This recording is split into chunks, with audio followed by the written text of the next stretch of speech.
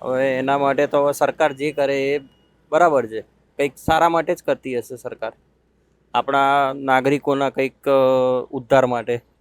રાજ્ય સરકારે જે નિર્ણય લીધો અમે સ્વીકારીએ છીએ. એમાં તો કંઈક આગળથી, કારણ કે એ લોકોને જે અત્યારે ક્રૂડ ઓઇલ ને જે આપણે બધો જે ઇમ્પોર્ટ કરીએ છીએ એમાં ભાવ કંઈક વધ્યો હશે, એટલે અહીંયા ઘડી એ બહુ જ આપણા ઉપર નાખવાની છે, જનતા ઉપર જ નાખવાની છે, બીજે ક્યાં જવાનું છે. તો પરિસ્થિતિમાં એકચ્યુઅલી વાક કોનો, જ્યાં યુદ્ધ થાય છે એ જગ્યાનો, સરકારનો કે પછી સામાન્ય નાગરિકનો, સામાન્ય વ્યક્તિનો?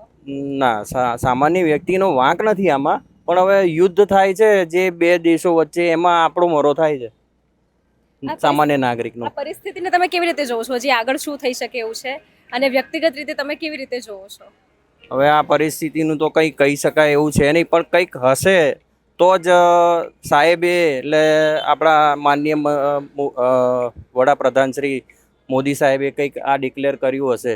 એમનું વિઝન બહુ દૂરનું હોય છે, એટલે એમને કંઈક આમાં જોયું હશે, કંઈક વિચાર્યું હશે કે કંઈક એમની જોડે પ્રોપર એ માહિતી હશે, ત્યારે જ આ બધું અત્યારે એડવાન્સ એ બધી આપણને સામાન્ય જનતાને પહેલેથી આ બધી અપીલ કરી રહ્યા છે કે ભાઈ ઈંધણ બચાવો.